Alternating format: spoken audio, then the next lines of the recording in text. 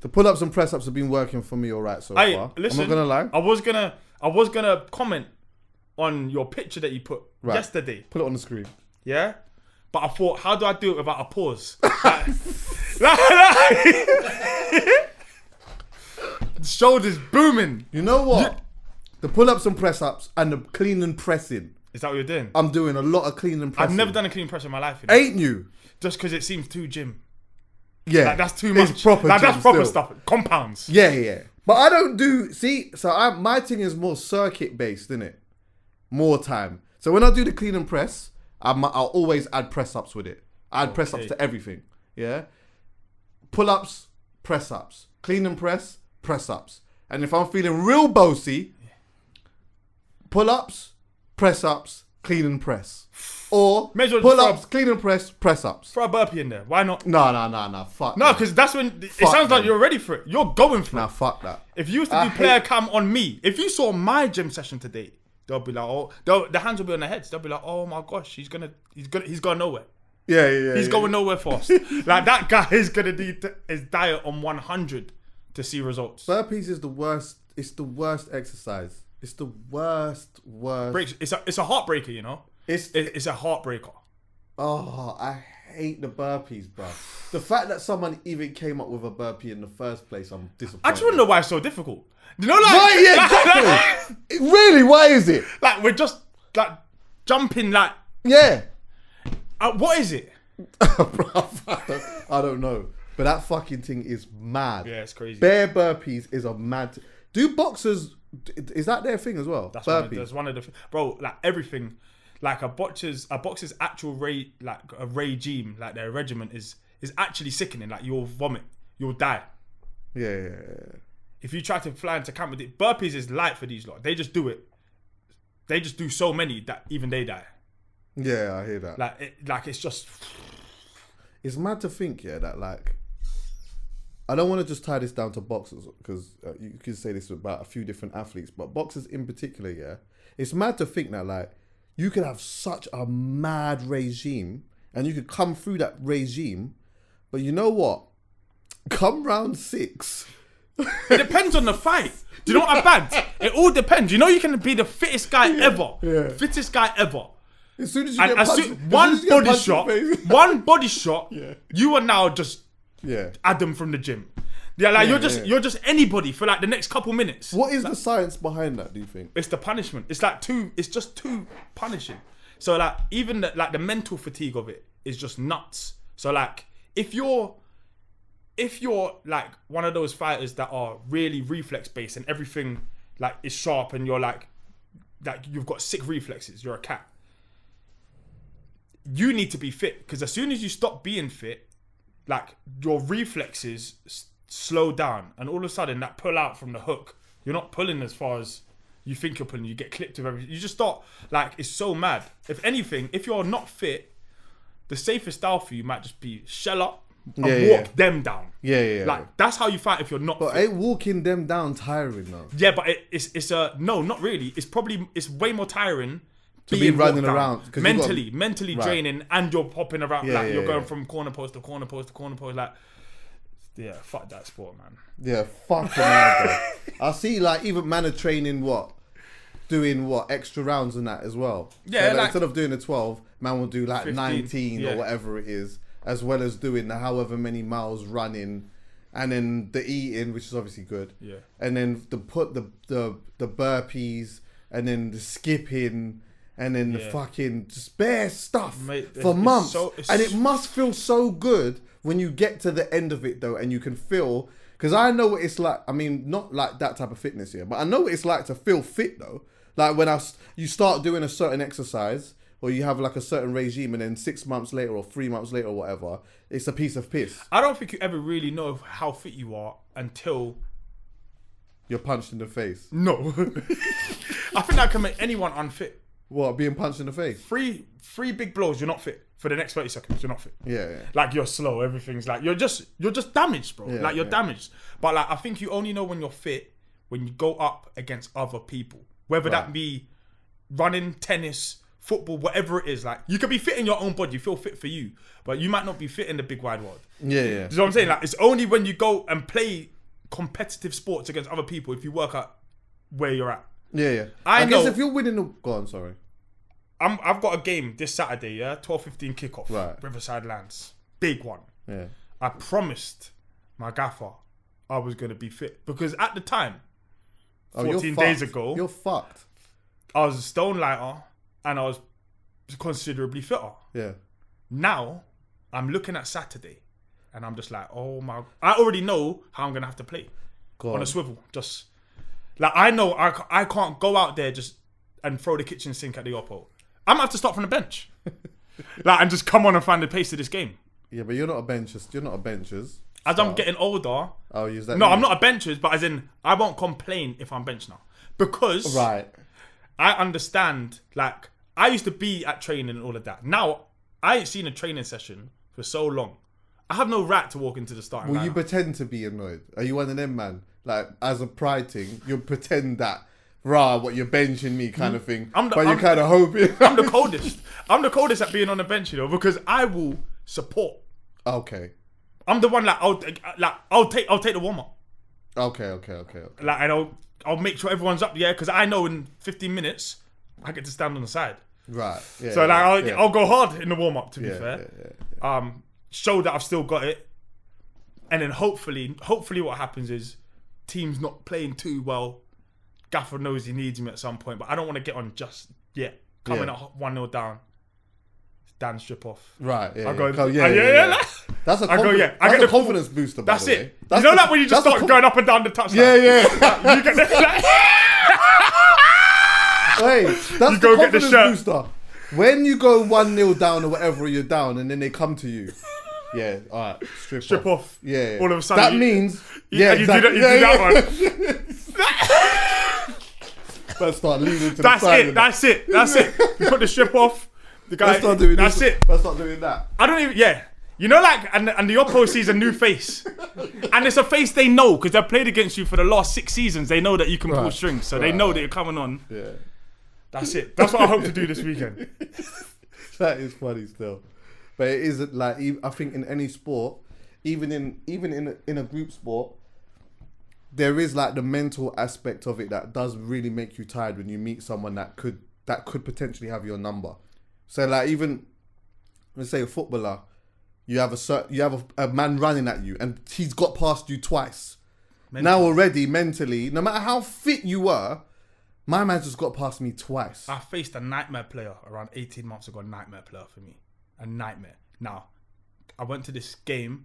The pitch was fucking humongous. And it was 3G. So once you get skipped on 3G, you will never see in that player again. Like once someone beats you, whether it's just... He's gone. Like you can't... There's no catching him. Momentum won't let you.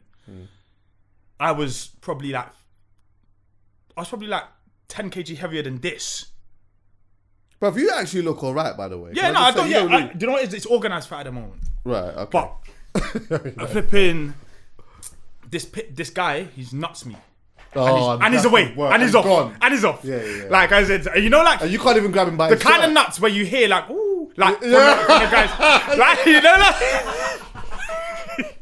it's all part of it. I'm a 6. I've got to go and attack this ball. Like he got me.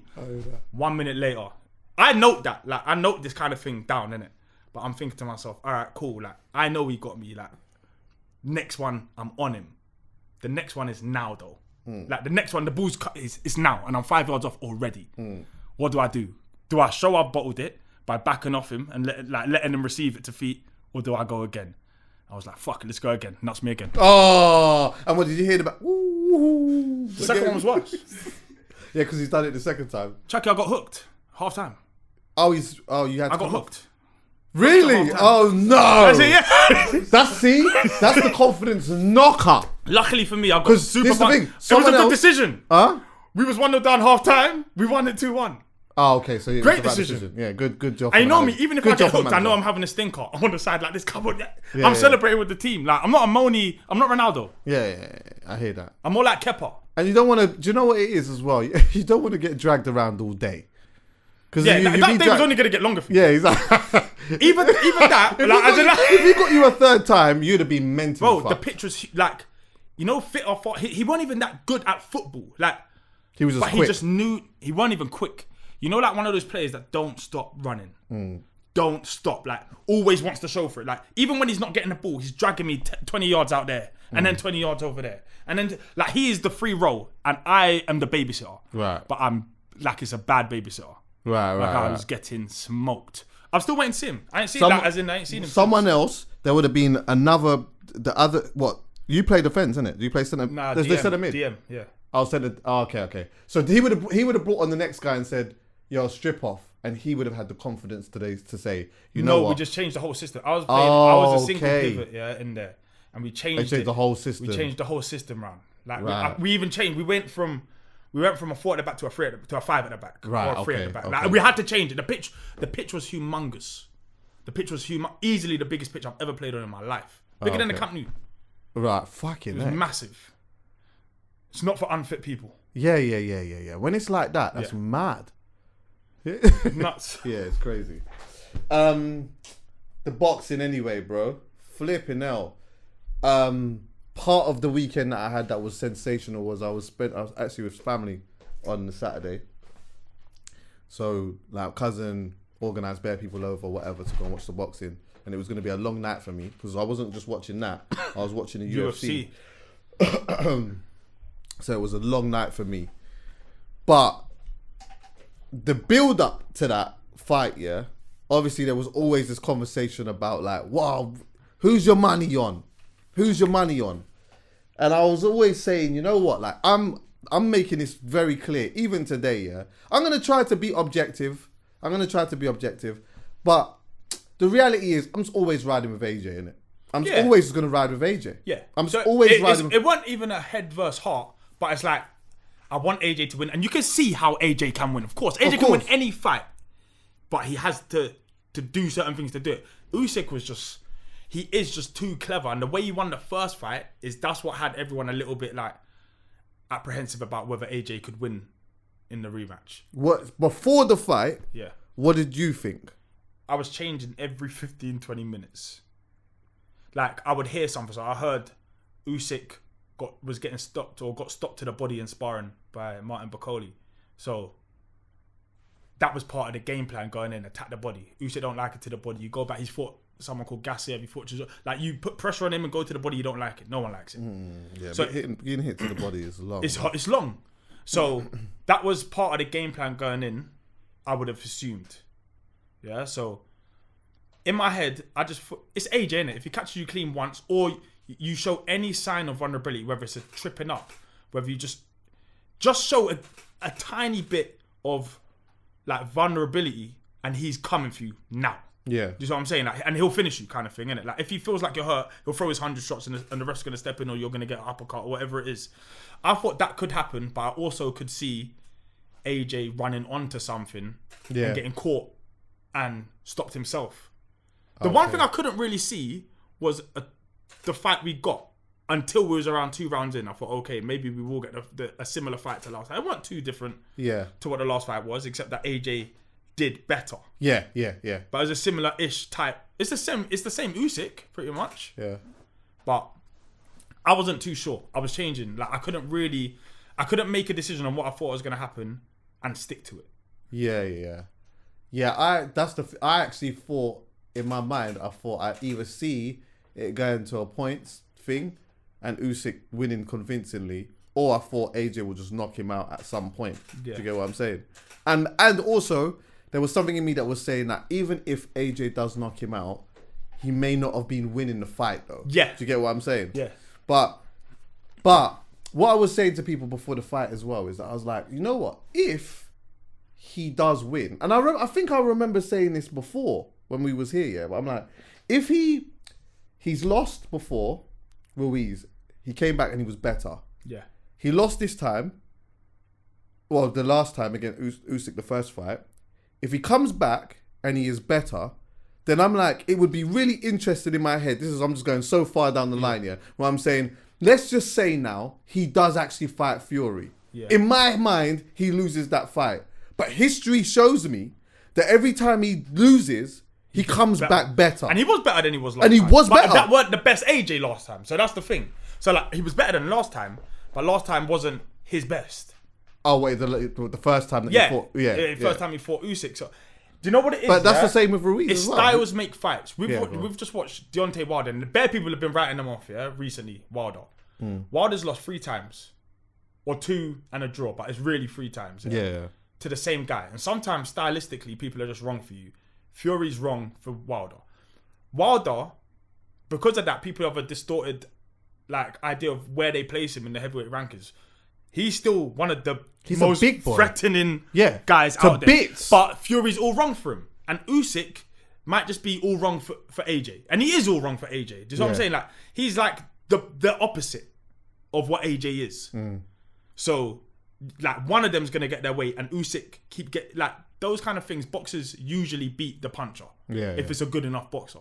So I think stylistically Usyk's just wrong for AJ. Right. Even though AJ can close that gap, I wonder if he'll ever close it enough to win 7 rounds against him. Like you have to knock him out. Yeah.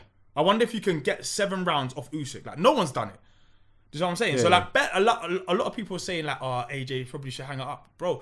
Do you know what boxing would look like if every time you lost to a pound for pound great, you had to retire? Right. We'd have no boxers left. My God. Like, this is crazy. I'm telling you. It's bonkers. It's bonkers, isn't it? But this is so true. Yeah. It's so true. Imagine that. You lose to a pound for pound great every time and then say, you know what, I'm done. I ain't good enough. No, it's so crazy. It's crazy. But boxing fans are sick because they just go hard. I would say it's the most ruthless crowd. You'll never get that in another sport. Football is not too far off it, but it's because football and boxing fans are like they're almost the same. But boxing fans are on you. Once you lose a fight, it don't matter who you got beat by. You're washed. Yeah. In their mind, you're washed. Proper shit. That's it. You're proper shit. And people forget, like even with footballers, it's like, you know, like to play in the Premier League. Yeah. Do you know how fucking good you actually have to be, bro? Do you know what my touch was like today? It got better halfway through, but I'm out of practice right now.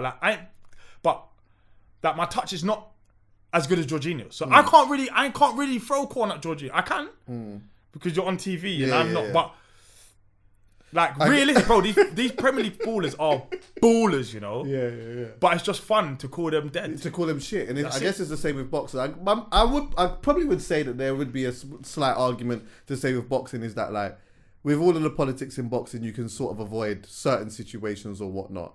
But ultimately, that shit is a fucking hard sport.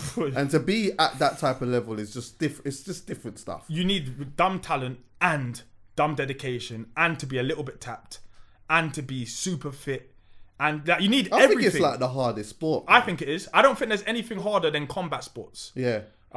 So like whether it's mixed martial arts, whether it's boxing, as soon as you're getting ready to fight another human. Yeah, definitely.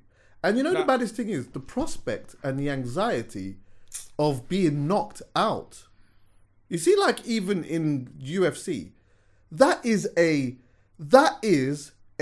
big, massive. There's a massive percentage that when you go in there, you're going to get knocked out. You get stopped. Yeah. Cold. Yeah. Do you know how much man?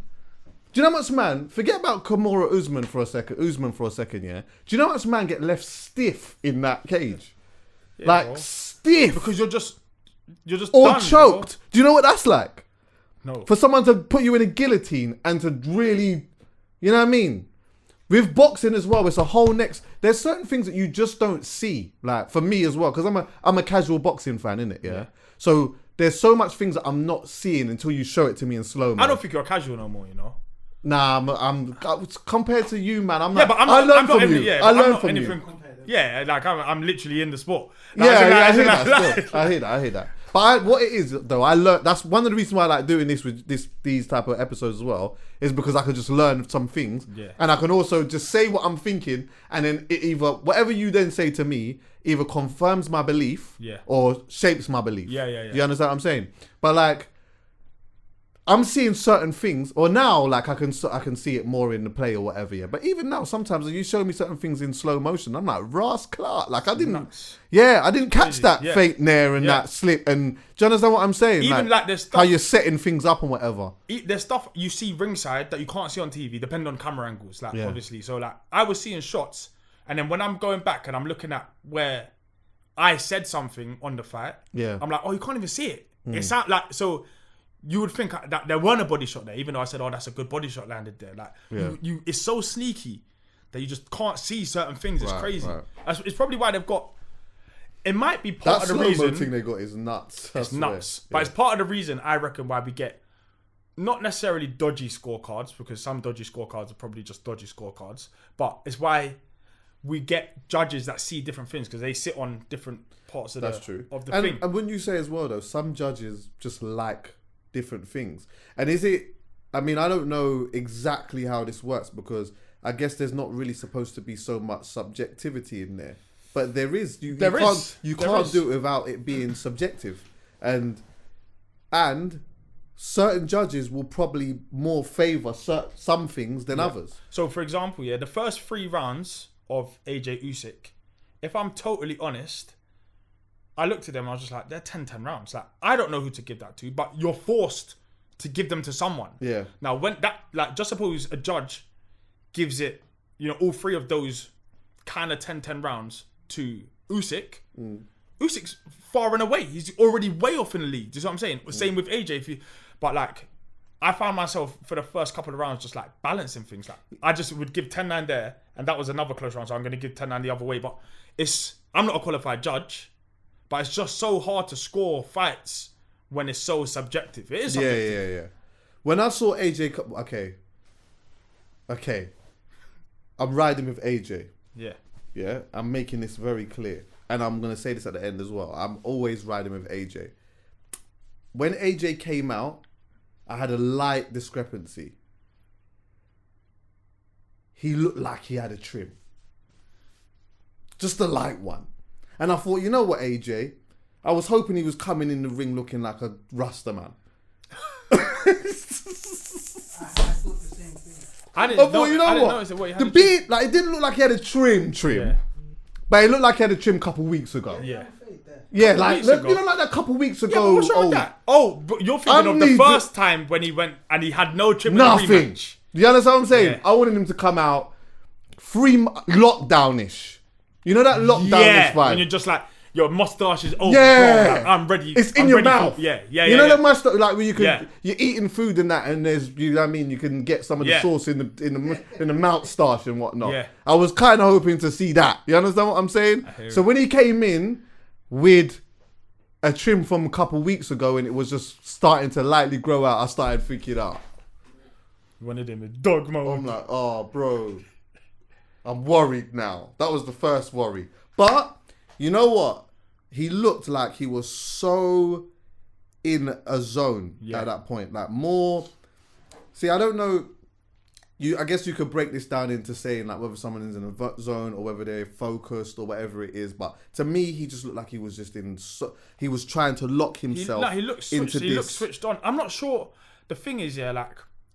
When you've done however many face-offs and all of that, I think you learn how to have one face and to make that the face.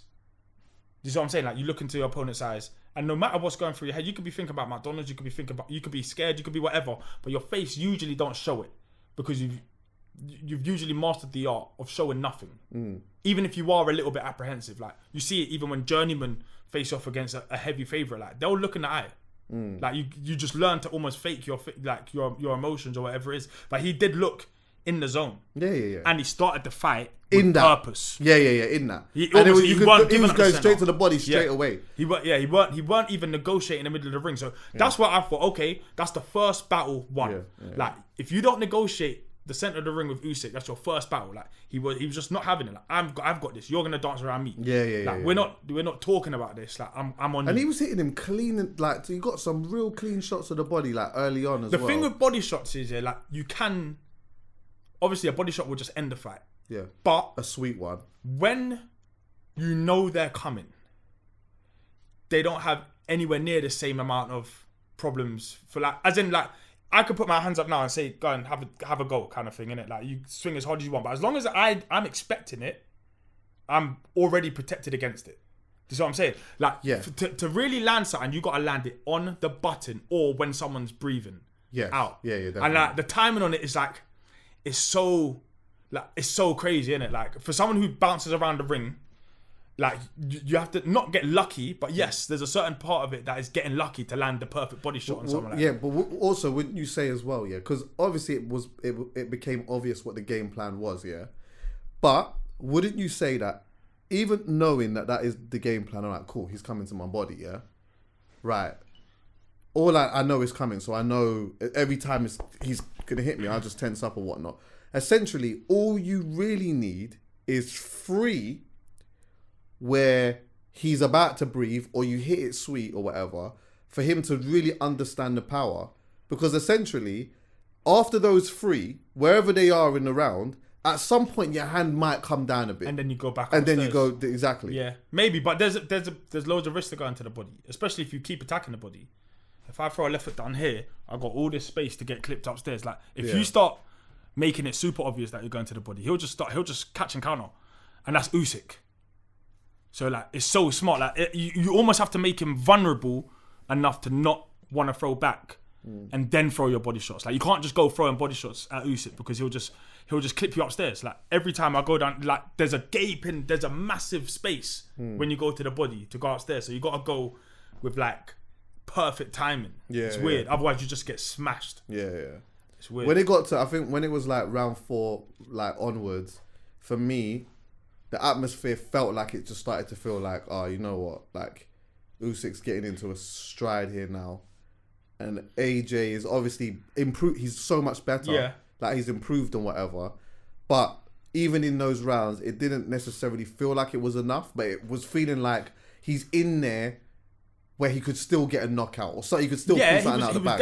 It was definitely He was there. in the fight, And though. also, a lot of those rounds were close until, I would say, like, 6. Yeah.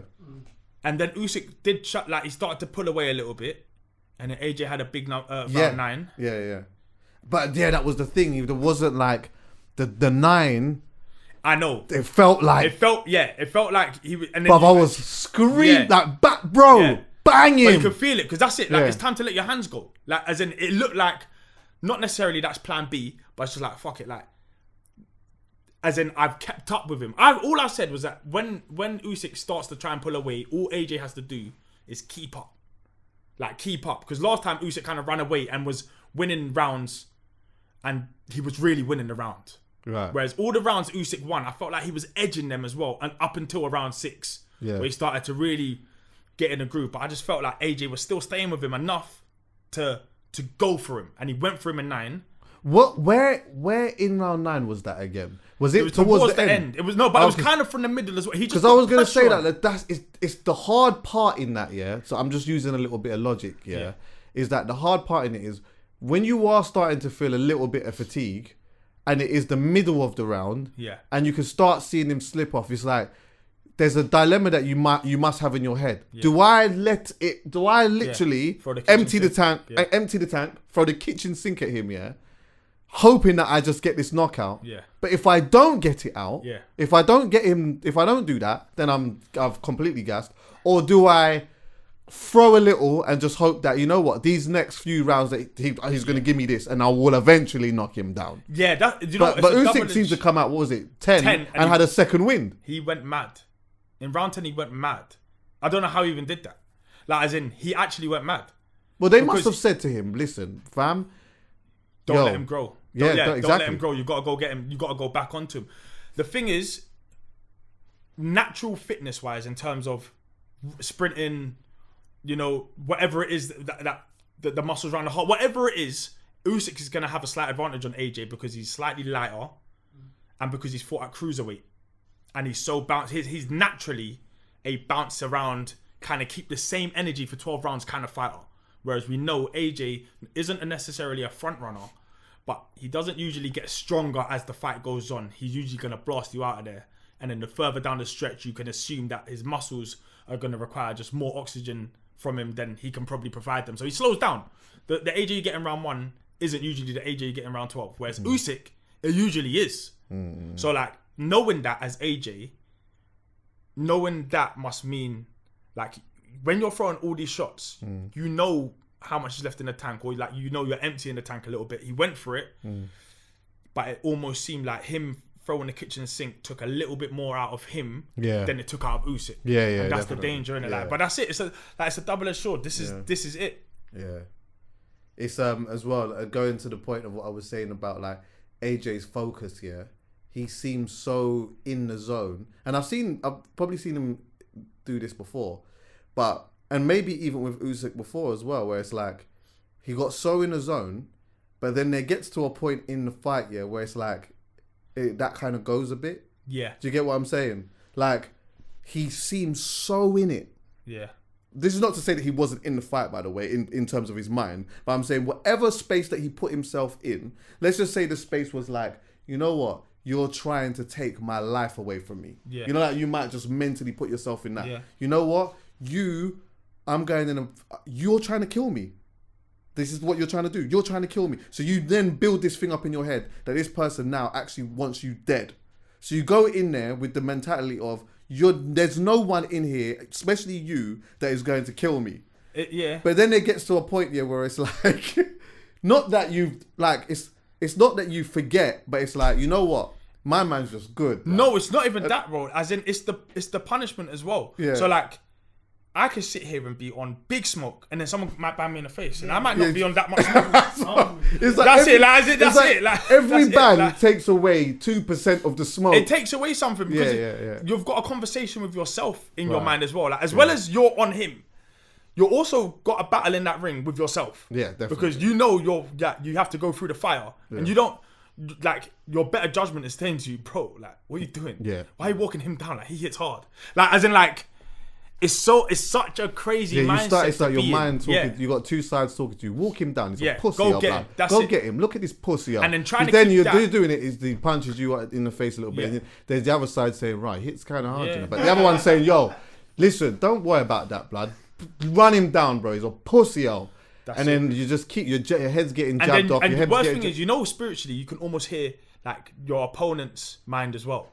Yeah. So like, it's like you can almost feel. Usyk, you can feel each other's confidence, like transferred. Like, it's weird. Like, you know, Usyk's guy on his shoulders basically saying, "What, you thought you was gonna run me down?" Yeah. Oh no, he's a pussy. We still like body language is still like pretty much all of communication. So as soon as you see Usyk dig his hand, hold his things, and do something like that in front of you, it lets you know, no, I'm confident. I'm throwing this shot. Yeah. And as soon as you see him back off and go like that against the ropes, he's saying to you, "Oh, I'm not sure. Like, I'm not too comfortable here. Let me just get out of it." Like, it's still it's all there for you to see. It's just how quickly can you act on the information that he's giving you. It's nuts. Yeah, man.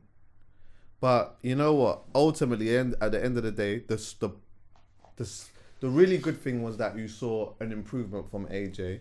The unfortunate thing is obviously he didn't come away with the win or whatever. At first, what do you think about the split decision? I don't think it's a split. As in, I can get it. When I saw it was a split decision, I was just like, "Ooh, what's going on here?" Like, I've seen worse decisions go split, but I didn't have it anywhere near a split. I think I had it 8-4, maybe 7-5 at best. But like, I stopped scoring it after round 4, so I'm not even really sure what I was looking at. Yeah. I had Usyk winning. Yeah. I think everyone did. But then afterwards, now, like, he reacted in an interesting way. Actually, I'm going to jump a little bit quickly because one thing I do not want to forget. I saw this clip around. This was like as he was going to the dressing room, and there was someone, like, he was obviously just feeling. He was just very emotional, and then someone shouted out to him, "Bro, you act professional. No, keep it professional. Keep it professional, yeah." And I thought, do you know what? I don't think he said it in that way, you know. Bro, can I just be honest? Yeah. Regardless of don't say anything. Shut your mouth. If you don't know my man and you've just seen what's happened, don't say a thing. Shut your mouth. Do you know why, The reason why you shut your mouth in that, is because he's acting emotional. Yeah. One, he's acting emotional. At this time here, throwing the logical thing to do from a distance isn't going to help. Especially considering you got to take it. This is one thing that I think that most people do not so much understand, yeah? Or only a few people understand. To be in a whole different country, there is thousands of people there. There are millions of people watching you. Yeah. The stakes are so high. Yeah. You've for 3 months or however long he's been training for. Actually, fuck that. From the moment that he lost the last fight, this would have just been eating him alive, left, right, and center. Every time you step out of your house, no matter what, no matter how much pictures you take, no matter how much people turn around and say that they love you, yeah, whatever it may be, you in your mind think, you saw me lose. Yeah. You saw me lose and I need to right that wrong. Mm-hmm. I've just come, I've tried everything, I've tried to give my absolute best. Yeah. I was better, but I was not good enough. Yeah. For someone to then, at the end of it all, just to shout out, yo, no, bro, just be professional. I'm like, this is not the time, you didn't need to do that. The person who probably does need to do something like that, maybe not say those type of words, is the person that, he knows loves him the most, or that he loves the most, or whatever. That could, everyone has that. Everyone has that one person that you can say. There should be a few of them in your camp, exactly. To be fair. Okay. Someone to say that. But, yeah, at that point, he's already wigged out. Gone. He's already wigged out by then, isn't it? So, as a bystander, whatever you are, if you're not his close person who thinks they can get away with saying that to him at that moment, you shouldn't be saying it. If I was standing there at that point when he's wilding out, walking past, even if I said something, I would have just said it I'm not screaming it from afar. What are you talking about? I'm saying it to you. Like, this is for the. Yeah. You're good. It just needs to be something like that. You have to speak in a language that he understands at that moment. Because you're dealing with the emotional. Do you think that the guy, this is the thing, it's like, do you think in that moment that he turns around and says, yeah, you know what? You're going through all of this emotion. You've just lost. I've just said all of these things, and someone from a distance says whatever they say. Oh, like act professional or whatever. Do you think that he's going to turn around? Does anyone turn around in that moment and say, you know what? You're right. There's only a few people that. As a fighter, come on, man. This ain't badminton. And even then, in badminton, I'm probably still gonna be. My emotions are high. Do you understand what I'm saying? Listen, I said it like, if I lose a few games in a row on FIFA. Oh, what? That's me. Don't chat to me. I've been holes in walls. Yeah. Knuckles in doors. Exactly. That's don't it. Don't then turn around to me and tell me that it's just a game. The control pads could hit you in your forehead. Facts. Don't do that. Obviously, I've never played FIFA in front of millions of people before. Right. So this is millions of people want you to win. Or lose. That's what I'm saying. But it's just one of those things that, I don't know. The outburst afterwards. There was a funny element to it, and then there was a deeper there is. And do you know what? I'm the type to always find the funny side. I'm running with AJ. The funny side. Listen, the funny side of things is things get turned into me as well. But the funny side allows people to not take things too seriously, and there is a goodness in that. Right. But then there is also another side where you have to be like, all right, cool. My man's obviously hurting. Should we talk about the funny side first? Go for the funny side. He bust case. I'm there, and I'm actually thinking. I genuinely thought that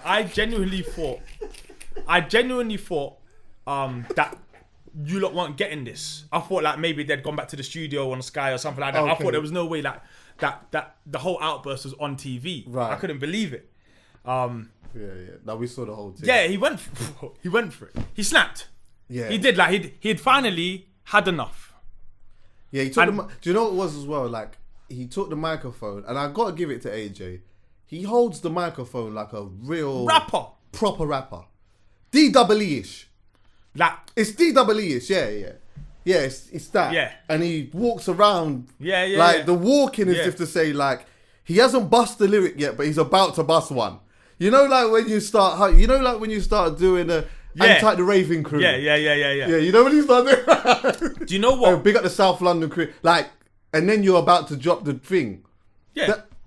He went for it. Do you know what? I need to try and not be too serious. I was just about to go serious, but we're still in the comedy side of it, yeah? The Ukraine bit was a bit funny. You know, it's only, like, I'm not even sitting here as a podcaster no more. I'm sitting here as somebody really in the mix. I know. So I have to, I know. Like, you wasn't commentating. You was commentating. Yeah. Fully, like, proper English in that. Yeah, I said noting. Noting, I know. Noting. What was it? Noting the fact that. Yeah. Bro, like, we'll get to that in a bit. Yeah. We'll get to that in a bit. I was shocked. Right. When he said jail in Reading, I was like, oh my gosh. Why Reading? Yeah. Why Reading? Yeah. Proper place. Yeah, trust me. G4. But as in, like, it was everyone in the crowd was shocked because it's a side they ain't seen. You know, like, there's a side that you hear whispers about. Yeah. And it's not even a side you hear whispers about, but as in, like, there's been this kind of, like, notion for years that we never see the real AJ. And these lot are thinking, oh, this is finally it, the real AJ. That's not the real AJ. Not the real AJ. Like, yeah, that's an emotional person, literally, who's got a mic and is just going for it. Like, he's just wigging out. Yeah. But when he's talking about jail, when he did the he Ukraine said gas youths in Reading. Yeah, the guy. Yeah, exactly. I was like, oh my god. I was like, god. These times there's people all in the crowd wearing burqas and all kinds of stuff. But do you know what? I think even in his mind, he wasn't really talking to the people in the audience there. He was talking to us lot at home. Do you know what he was Not talking even to? anyone in America. He's talking to his critics. To his critics. He's talking to his critics. That's true, yeah. He's saying, I ain't a 12-round fighter. But you are. Let's have it right. You are. You just went 12 rounds. Yeah. Like, you are a 12-round fighter. Like, I think he was just saying whatever was coming to his mind at that moment. At the time, yeah. And obviously there's a comedic. We're gonna see memes. We're gonna see there memes. Was one of, that was the other one. Sorry, this was the other. I'm riding with AJ, by the way. Yeah, I'm riding with AJ. You're gonna need to prove to it bits. soon. Nah, I'm riding with him to bits. The hip. Oh yeah. Yeah, I've never seen that one before. Hey, do you know what he did? That was cold. And you know, he did something colder than that. Go on. He goes, give it up for our heavyweight champion of the world. And then he goes, woo, motherfucker. That was the coldest. Bro, when he said Bismarck, woo! Johnny Gunn. Listen, yeah? Listen, let's have it right. You see that? I watched that bit. Woo! Yeah. That was Ric Flair. Yeah. That was Ric Flair. Look, there's a funny side. I hope he sees the funny side as well. Definitely. Like, because AJ, there is a part. Can I just say this as well? AJ, I'd love you to come and sit down. Like, you know, we took, like, it would just be so good to just sit down, me and Dan, and just, you know what I mean? See the serious side, but look, there is a serious side. We'll get to that in a minute. Yeah. But once we're past that and there is whatever problem solved, it would be nice, even for him, to see the funny side. Do you know what I'm saying? Like, of right now, if you got proper brethrens, you'll see the funny side. Yeah. Because you know what? You know what will happen when you all link up and that now, when you're just kind of winding down or whatever, and you know, like, you're just talking about it, and you're just telling each other how proud you are. You know them ones there, like, you talk and then you just have a drink and you're just reflecting and whatever. Then it kind of calms down, and then there's got to be one joker. Wait, and then what happens is, you know, like, it just kind of goes silent, and then a man says, "Yeah, but you know what though." Woo! Yeah. We need for someone to say that.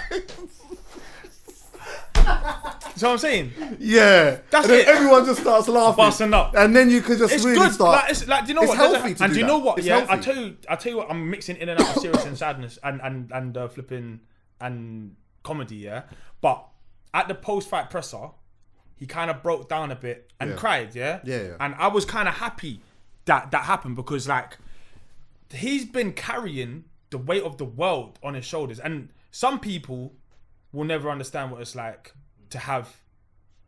Some people, like, most people, it's not some people, most people will never understand what it's like to be famous and to have your every move critiqued and you're just topic of the day every day in every conversation, every group chat, but especially today, like, the spotlight's on you, like, but most people don't have to deal with that pressure. Even if, like, there's like some kind of backlash from something said on, like, for that day, it's like a little bit like, half class anymore. do some, oh yeah, hey she. Yeah. That's it, yeah. Go on.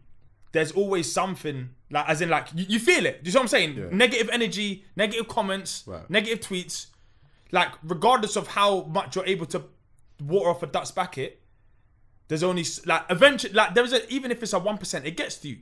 Negative comments. It's just, now, when you're getting those in the thousands and the thousands, and you're just like, AJ's someone who watches a lot of things, like, as in he watches YouTube, like he'll watch this. Yeah. He watches HC. He watches podcasts. He watches things like good recovery there still. You see it there? I hear that. So he's someone that obviously takes things in. Yeah. You know what I'm saying? Like, so for him, this is far more pressure. Like, for people at home, they're able to write whatever they want and at him in it, or just put his name or whatever it is. For him, it actually has a pressure that is probably building. I felt like Saturday was like maybe the straw that broke the camel's back, and he just went for it. 100%. But he cried, and I thought that was good. 100%. And you know what? Like, that is everything that I was gonna say as well. And my support for AJ as well, is an extension of that. Yeah. Is an extension of the fact that, like, I know what is on the line for him when he loses. And, like, so when I'm cheering, like, even when, like, in that particular fight there, in the 9th round or whatnot, I've just found myself just proper, just like I got, bearing in mind, at this point, leading up to it, I was just very sort of relaxed and whatnot, just watching it. But at that point, I was like really getting super animated because, of course I wanted him to win, but also I just started to think, like, I started thinking about all of that stuff, like all of these things that, these pressures that he would have, and that boxers have anyway, but like him in particular, like, his critics are so loud, and it's not even just the thousands of people that are like the casual fans or that might just watch it here and there that have something to say. I think it's the paper, that extension, it's everyone. I think that him having that outburst and stuff like that was mainly almost directed to, like, you know, like some of the ex-boxers and all the people that are like within the sport that have people that he might even admire, that have all of these things to say about him, that have no belief in him whatsoever. And like, he showed a side where I think that, like, in hindsight, I don't think that he would ever do that again. But I think that everything was so high, not just the emotions, his adrenaline, the stakes, like everything was just so you have high. To remember, this is also about, there will be other implications to that win or loss. That result would either mean that, you know, you have a fight potentially against Tyson Fury straight after, or who knows what kind of money and contract implications that fight actually had. There's more pressure than just the weight of the people and the media. That there's your future plans are probably like riding on this as well. He said that in the press conference because he was like, you know what, like, I know how much people want me to fight Fury. So he knows that like this fight was almost riding on that in some senses. Do you get what I'm saying? For a fight to be meaningful anyway. Because they could still fight at some point. Yeah. But it's like, for the fight to actually be meaningful and for it to be recent, he's got to get past this hurdle. But so that's just another thing. But there was another point I was going to make as well where I've lost it now. I can't remember what it was. Because I was going to say, and then I'll... I can't really remember what I was going to say. What I was going to say probably was that I wish AJ was able to, like, just switch off from the world. I feel like he takes in what people say. So, for example, an expert, an ex-boxer, a friend. But I wish... Like, everyone's got an opinion, obviously, because it's the flipping hot topic. But I feel like he sees and hears them all. I think that's the issue. I know what I was going to say now. Sorry, bro. The thing that I was going to say as well is that, like, I think one of the main reasons why, and I think a lot of people will say this as well, maybe he would as well, is that, like, clearly there is a thing about respect. And, like, for a long time... he's not felt respected, even when he was having all the wins or whatever. Remember, what was it, after the Dillian Whyte fight? Was it Dillian Whyte and Chisora? When he came and he was just talking, and then I think people started booing or whatever. And then after he came off, because he took the microphone, I can't remember exactly what was going on, but it was after the fight or whatever. Dylan White was talking like he wants to fight him or whatever. Yeah. Then he's come up into the ring and he was talking on the microphone, basically saying, look, like, you know, he's just talking to him. Afterwards, after the booing and that, yeah, he stood there. They were having, like, there was some commentary with him there, and he just got really wound up. Like, it was like, rah. It's another example of people not showing me respect. Not the audience, but it's like this, there's the way that these lot are talking, the way that White is talking, the way that everyone here is talking. And then now it's like this narrative of like people feeling as though I'm not even good after I've done something, and I'm not ducking nothing. Yeah. I'm not like, there's all of these politics and whatever, but this ain't me. I'll fight anyone, anytime, anywhere. And that must be so annoying as well, where it's like, people will always look at, but he ain't fought this person, or he ain't done that, or he ain't done this. But you're saying to yourself, fam, if you set this up within a month, I'll just go and do what I need to do. The reality is, though, business is always at play, and people are always going to try to protect their interests, protect them. And I don't say that in a negative way. Like, you know, the same way that you're promoting a boxer and you're trying to get people to be attached to the boxer is the same way you would be with the artist. Yeah, you get what I'm saying? You're building the artist up to be able to at some point do arenas, and you go a certain type of route. He has done it, bro. He's done it all. Like, he's done it all. A unified world champion. Like, I'll be honest, before, like, there was hype around him even before he turned pro when he went to the Olympics. He has been at the top of this game since the beginning. He's kind of single-handedly dragged boxing out of a kind of shit place. Heavyweight boxing. Huh? Heavyweight boxing or boxing? Boxing. British boxing. Okay. Because them years, everything was in America, and it was the welterweights. Mayweather, all of that, like they I just feel like heavyweight boxing. But British boxing here was muddied. Yeah, but there was still like, I mean, it was muddied as a whole, I guess, but there was still like some really big fights. Yeah, but it was limited to like York Hall and that, bro. Like, as in, there was no such thing as stadium fights. Well, what about the Groves fight? Groves Froch too, yeah. But guess who fought on that card as well? AJ. Like, as in, he actually started to do the thing. It was him and Carl Froch, I would probably say. You know, that obviously Eddie had them both, and like really went for it, and they could both fill stadiums. Carl Froch was in great fights, so you could do arenas, obviously. Yeah. But AJ, it didn't really seem to matter who he was fighting. He could always get 20,000 people minimum to an arena. Yeah. And then it grew. The bigger the fight is, the bigger the card is. Like, doing Wembley Stadium, it's unheard of, man. But going to the respect thing though, feeling disrespected, or not disrespected, but feeling like people don't respect you, along with the fact that, like, there are a lot of people that probably look at the fact that, like, the marketing side has been great because he's a good looking guy. Mm-hmm. They were able to market him a certain way. They was able to,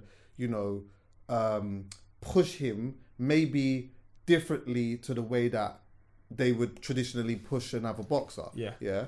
And so I feel like that would play on your mind a little bit, where it's like, that's not my fault that so much people are it's not my fault that this is the situation. But you know what? The critics are looking at all of this and they're putting it all in the pot, and I could easily see how someone would feel like, and then on top of that, you know what? There's already an insecurity about not being respected, and then you lose. Yeah. Do you get what I'm saying? You lose to Ruiz. Yeah. You know what? You come back, you box Ruiz's head off, and still, but you're supposed to just win that one anyway. Do you get what I'm saying? Yeah. Then you come again, then you lose to Usyk, who's a bad boy. Yeah. Like, Usyk's not a dickhead guy. He's probably the most technical boxer AJ could ever face. And then it's like, so each one of these things triggers his trigger. Yeah. Is in the respect thing. And then now it got to that point where it's like, as you said, the straw that broke the camel's back now, where it's like, you know what, again now, I know what's going to happen. People are going to sit there and disrespect me and not give me no credit for nothing. Yeah. Now I need to just paint the picture of what. I think it's just hate, man. Not as in, it just was the wrong time for him. It was the wrong time, obviously, for him to do that. Yeah. But when people say, you know what, like, AJ made it all about him, I'm like, I hear all of that. But you know what, though? In fact, it actually is about him, though. Really? Yeah. Even though, of course, like, you know what? And I know that he would say, if I was doing this again, I would have just left Usyk to have his moment or whatever. Yeah. But the reality is, let's be honest here. It's the AJ show. It's the AJ show. Like, and the fact that he did lose, I think I think that there was more.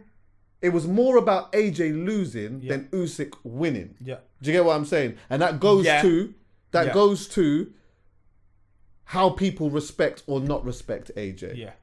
Now it's going to be different. I mean, proper boxers and people that within boxing will just respect Usyk anyway. I'm not saying that they don't, but I'm saying AJ winning and losing. It's more about AJ winning and losing than someone coming in and beating or losing to AJ. Yeah. Do you get what I'm saying? Yeah.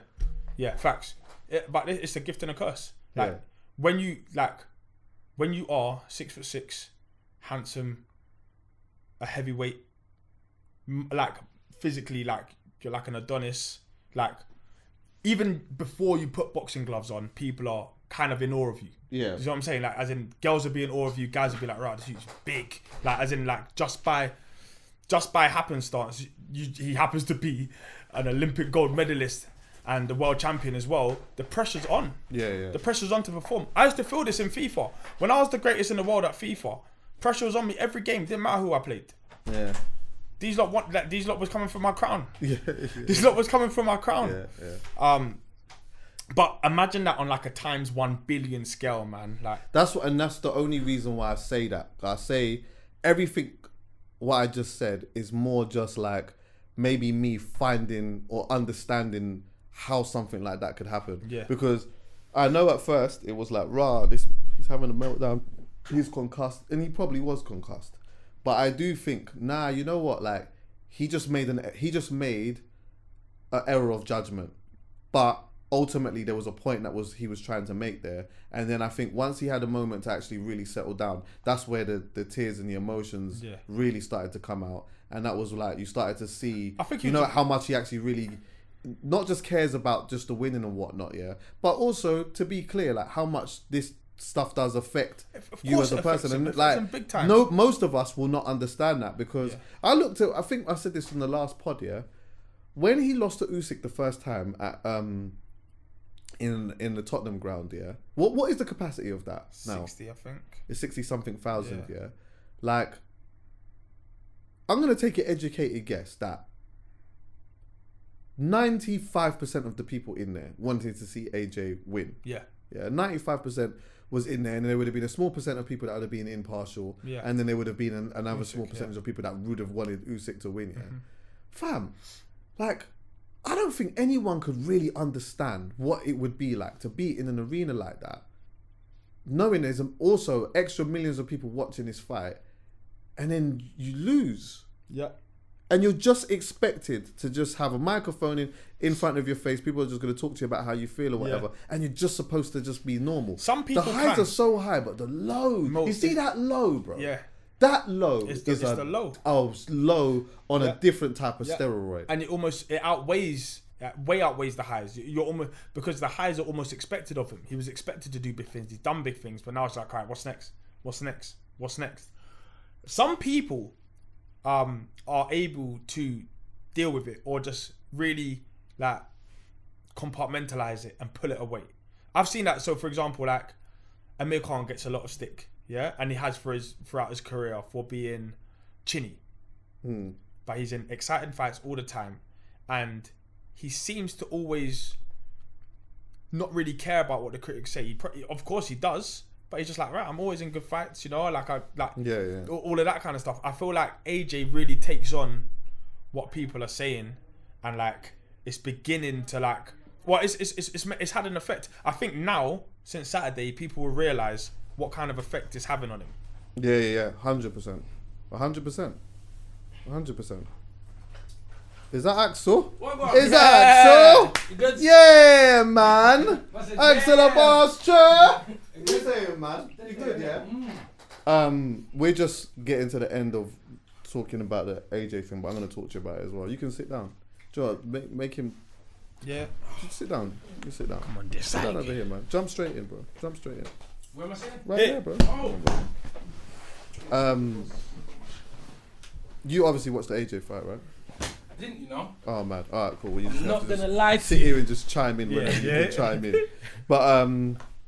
But yeah, bro, I think, as you were saying anyway, like, that type of losing is just a different type of losing, bro. Yeah. It's different. We can't understand it. No. Like, we can't, whatever anyone is saying, I'll be real. Like, even me, you don't, people that know him, you can't understand that. What is in his mind and the pressure that's on his shoulders and whatever he's thinking and feeling, you can't, I don't even think you can get close to feeling it, because unless you've got this kind of profile and it's this kind of money and this kind of attention on you, and you're a heavyweight world championship fighter, you just will never get it. You just won't get it. Like, you can try and sympathize with it like we're doing, but I just don't think we'll never feel what he's feeling. It's too big. Yeah. I agree with that still. Yeah. What's his name?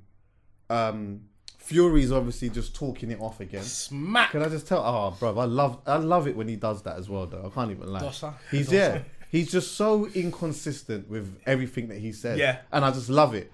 I'll be honest with you. I loved his inconsistency. 1 minute, and I saw someone posted this the other day, but it's funny. It's like 1 minute he's like, yeah, I'll fight anytime, anywhere, twice on a Sunday, all of this type of stuff. Then he's on a thing of, yo, you know what, get the checkbook out. Yeah, this one's going to be expensive. Then he's on a thing of, I'll give it all to charity. I'll fight for free. Then he's on a thing of, get the checkbook out again. Then he's on, I'm retired. Then I'm retired. Yeah, and then he'll be like, no, I support AJ, you know, don't kick him out when he's down. Right, yeah. Down. Like, as in like, depends on the day of the week. What I've come to realize with Tyson Fury is, like, he will say something today, and mean it, and he'll say something tomorrow that is the total opposite, and he'll mean that as well. You kind of got to take him day by day. Well, I mean, look, you're the boxing guy here, innit? But what I will say is, look alone. Like that. Yeah. No, he's the guy. That's all I need. That look was enough. Trust me. But like,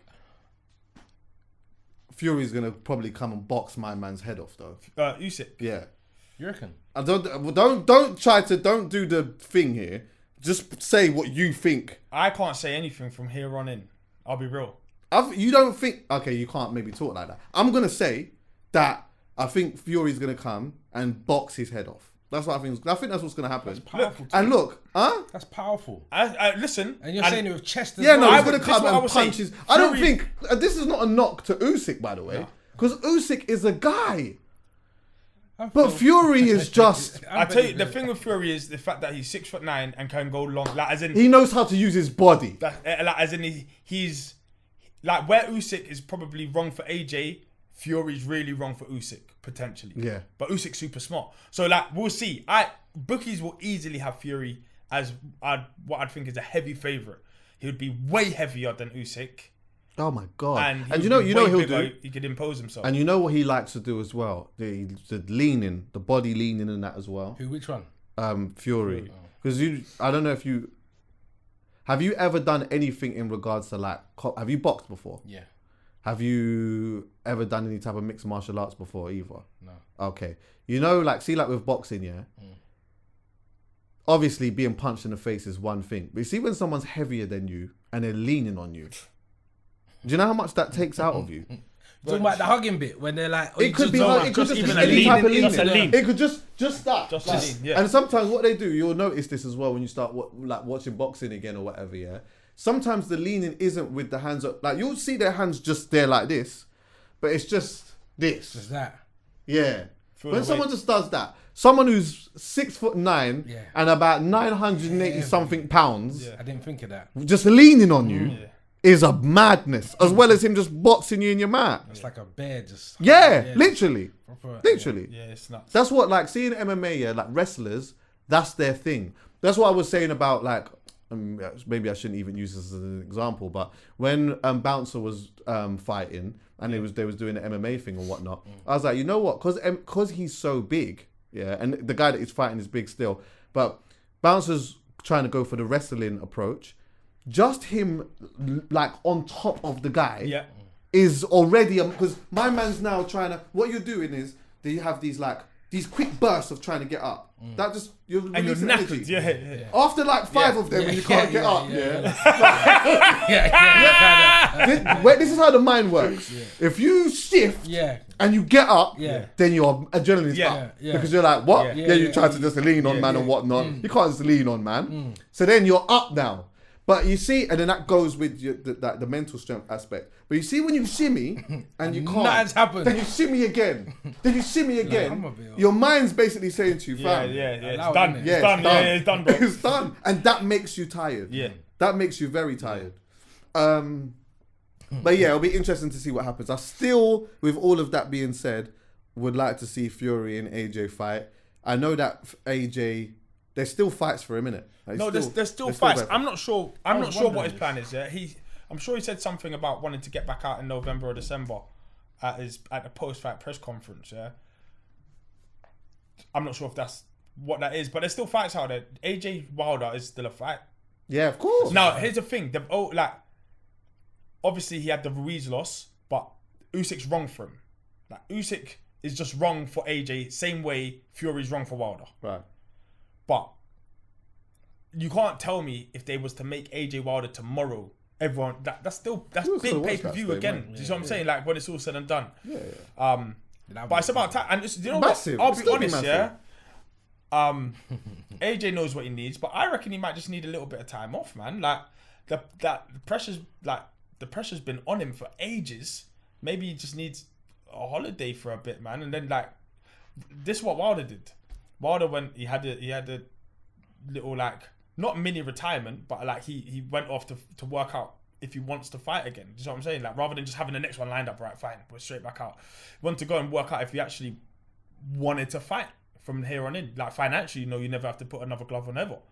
But it's all about, is the fire still burning? Is there stuff you can still achieve? I feel like AJ was having a break, like when he was preparing for this fight. He was gone for time. That wasn't a break. No, it wasn't a break. That wasn't no break. That's because he fought. When did he fight? He fought Usyk. When was that?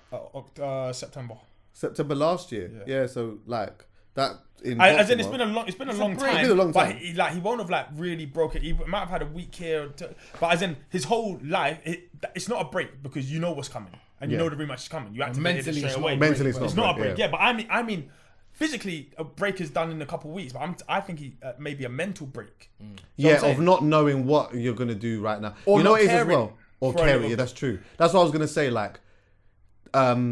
The difference between the two desires of when you've just come out of a fight to when you've had some real time off, and then you can then really assess your desire. I think that's probably the better thing. Assess the desire after a genuine mental break of not caring, not being involved, just living and just experiencing stuff in different places. Do it Ed Sheeran.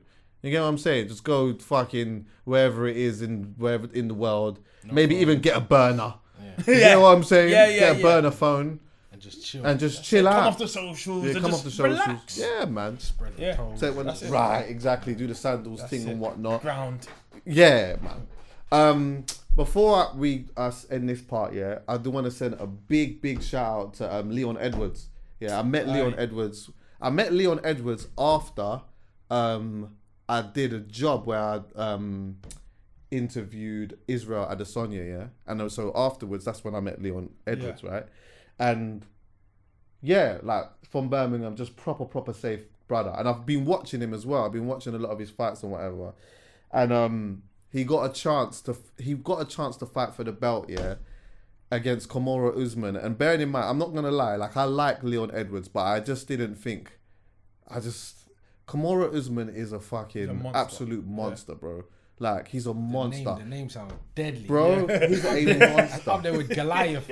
You know what he got? Do you know what it is as well? Yeah, is that he got through 2 fights with a guy called Kobe Covington. Yeah, and this Don is a cardio machine, bro. This Don does not stop, and I hate this guy because to me he epitomizes an American racist. He probably ain't. He probably ain't. But he's the man who comes in the MAGA hat, and he's he's dressed and he's just. I want to make America great again. And you know what? It's our country kind of thing. It's just the undertones, isn't it? Now, when I listen to people that are fully within the sport or whatnot, they always say, nah, this guy is just a proper nice guy. This is a facade that he's built up and whatnot. He's just done it very well. But he's a very, very incredible fighter. He couldn't get past Kamaru Usman. Usman had his number twice. Yeah. So when I'm seeing Leon, I'm saying, I'd love to see Leon do it. The reality was that in the first round, very well, it was his round. So many good elements to that, yeah. Then after that, Kimura just started nyamming food. Like, just started nyamming food. The wrestling aspect. Oh, remember what we was talking about with the wrestling, yeah? Mm-hmm. So, in the first round, Kimura took him down. And he got up so easily. In fact, Leon made such a mad mistake, yeah? How he got out of the mistake is mad. Because he come out of the mistake and somehow ended up with, like, mounting Kimura. It was, like, so mad that he was even able to do that. So I know that gave him some amazing confidence or whatnot, yeah? But after that, it did get to a stage, yeah, where when Kimura was, like, wrestling with him, he was just almost accepting the takedowns. That's what it felt like. That's when you know sometimes someone could be a little bit broken. Just a bit. Yeah. When if someone goes to pick you up and they easily pick you up and put you down, then you know at this point, they're kind of like... Yeah, you stop trusting your body as well. Like, yeah. You think, oh, I'll be able to get out of it maybe, but like, yeah, he just started really upping the tempo in that, yeah. The 5th round... Yeah, I see it. There was probably maybe about a minute left. He's down in the scorecards. But let me play you something actually. Alright, do what the coach said. The coach gassed them up. I've got it.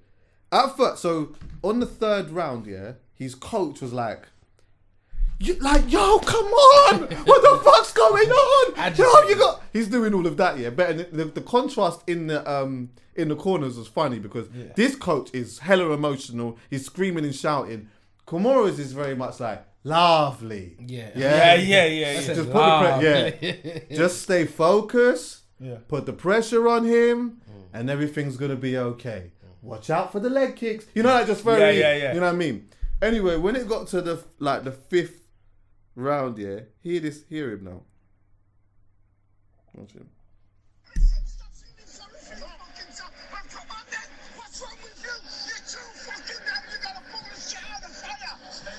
Hey, listen, that's legendary, no? But that worked for certain man. Listen, certain man. Joe Goosen did that to someone, Corrales, years ago, and it made a result, and because of it, it's like a legendary thing. That's gonna age beautifully. That speech there, and then for him to pull it out the fire, big. He said, what was he said? I think it was after the 2nd round. He said, "Don't let him bully you. Like, don't let him bully you." But when it got to that part now, I think he was like, "Yo, what the fuck's wrong with you?" Like, and you know, why are you running from? Like, he said something about like, "Why are you running from him?" Whatever. And then Leon was like, "I'm not." He was like, "I'm not." But he's like, "Well, what the fuck? Like, what's going on?" Kind of thing. Like, you know what I mean? You're down. You got to pull something out or whatnot. You see the leg kick that he gave him, and bearing in mind, this is another thing again. Yeah, if you're a casual fan, you would probably just miss it. But in the slow mo, the way that he sets the leg kick up with the left hand from the southpaw, crazy, sensational stuff. It's crazy, sensational. Left kick straight to the dome. Boom. Yeah, stiffed up. You know when you're just on the floor stiff? Looking like a dead spider. Yeah, like stiff.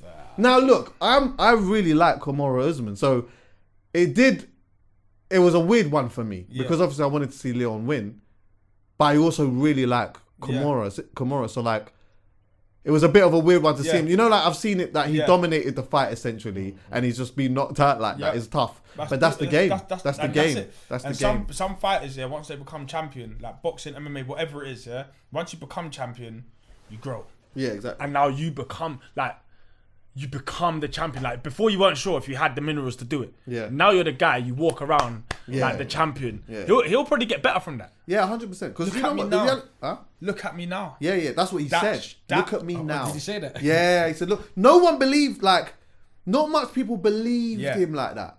Like, not much people did. And so, like, and he pulled it out. And see that the emotion that we was talking about with AJ. The complete contrast you saw with Leon at the end when he was talking to his mum. Yeah. And it was like, you know what? He's telling his mum, I told you I was going to do it. But like, the tears that are coming out from that is a different type of like, I did it. Yeah. You get what I'm saying? Like, I did. So this was a proper dream. He's got the belt on him like that, yeah. It's like, it's inspirational when you see stuff like that. Do you get what I'm saying? Born Jamaican as well. Come on. Yeah, man. Honourable shout out to Leon, man. Like, they're gonna have to flip and do a rematch though, and it's gonna have to be a lot better than that. Yeah, but mentally, remember these fights, yes, physical, super physical, but they're still like they're all super fit at that level. Everyone's super fit. it's up here, bro. Yeah. Like mentally, I swear to you, like between the ears now, he's just you know, like when you get a star on FIFA for like you scored like a worldie and now like you're 72 shot power instead now. Like he's better now. Yeah. Today he's better than he was on Saturday. Trust me. And you know what? Kimura hasn't lost in like 16. Yeah. To get knocked out like that does something to you. And that's what I'm saying. Something out of you. All that's happened there is from that moment, I think we'll see what's his name, sorry? Leon Edwards. Yeah, Leon Edwards rise up 10%. Yeah. And we could see Usman drop off 10%. Yeah. And it don't take that much for that to happen. And get me, like, anything can happen in a rematch now. Yeah, especially if it's an immediate rematch and you know what's happened to you. Yeah. You don't, it's weird. Yeah. Right, so you know the fear of being knocked out just really, or even being tapped out, does something. It's crazy. I remember, for example, the famous one with Ronda Rousey where this woman was beating everyone in 5 seconds, 10 seconds. Yeah. Who was she against? Holly Holmes. Holmes. Yeah. The boxer. Yeah, and I remember watching that. I remember before the fight saying, you know what, I think Holly could do this one. You know, I'm not gonna lie. I think that she could do it. Ronda was like tapping people out in seconds all the time. She was trying to fight Mayweather. Yeah. There was that as well. She's moving different. But do you know what happened? She got kicked in her head. Yeah, her spirit broke. I saw bits. Yeah. To bits. And do you know what? She never came back from that. And when she come back, when she went and fought Amanda Nunes, Holly kicked her, innit? Yeah, Holly kicked her in her mouth. But yeah. Listen, this is took out her skin. Yeah. What was you gonna say? And see when she fought Amanda, yeah, Amanda boxed her in her mouth. You could see it. Yeah. One punch in the face. And it was like, oh, I'm here again. Listen, mentally, some people are tapped, yeah? And when you're tapped enough, the licks you held, you don't carry them with you. You almost forget about them straight away. When you've got a bit more human in you, the licks you held, you carry them with you. Yeah, for a little, sometimes forever. Yeah. Because you ain't felt nothing like that and you don't want to feel nothing like that again. Also, it's the energy of the people. When the people are hyping you from left, right, and center, and then and it's weird how the audience switch on you so quickly. I don't like that. The people them switch on you so quick, but mentally it could do a lot. Because at one point you're like, "Yo, you're the greatest," and then you see memes, and this, that's and it. T-shirts. That's it. You was the hero, and now you're a meme. Do you know what? I'm gonna be honest with you. I don't love. This is where I'm gonna be a party pooper. I don't love memes of people being knocked out. Nah, but that's not a party pooper. No, because sometimes I know that some people find them shit really, really funny. But do you know what it is? Yeah, like, it's not funny. Have you ever been? I've never been knocked out, and I never want to be knocked out. But have you been knocked out stiff? Be honest. Yeah, but not from fighting. Yeah. Oh, what did you get knocked out? I got dropped on my head. Woke up in third play. Shit. Yeah, I just don't really remember for 2 hours. Have you ever been knocked out? No. Yeah, I ain't never been knocked out. I'm not even trying to be knocked out. Yeah. So even that, to be banged in your face or kicked in your mouth, that's and it's like, because I've heard that the knockout is, so when you get banged like in your jaw, your balance goes. But what knocks you out is, I heard the head hitting the floor sometimes. That's sometimes. But sometimes it'll do that. Sometimes the canvas wakes you. It's weird. Wakes you up. It's weird. Like, it just depends. Like, everyone's body's so different. Some people. The slow-mos will tell you. Like, I mean, enough times when I watch UFC and I see someone getting kicked in their mouth or whatever, yeah, or even punched in their face, and they get knocked out. In the slow-mo, you see, like, let's just say, for example, the kick. You see the kick reach the tempo, bow. Then you see the person's face like, yeah. Oh shit. Yeah. It's just gone now. Like, you can see, like, the consciousness has gone somewhere different, and they're already in the clouds. Yeah. And their facial expression stays with them all the way till they hit the canvas. Yeah. And also the whole body stiffens. Yeah. So, but that's a full I've blow. seen man get knocked out and still try to, like, the body's still trying to. Yeah. So the face is thing, and they're just still trying to. Callum Smith knocked someone out, and the leg wouldn't stop shaking, even when he was getting up. Like, as in, bro, this is like, our heads are not supposed to be hit like that. You see what I'm saying? So like your body will do what it does. Yeah. It's trying to protect you, ultimately. Like, that's it. It's trying to keep you alive. It's crazy. Yeah, it's crazy. Well, yeah, man. All right, well, brother, Dan, enough for that, man. It is.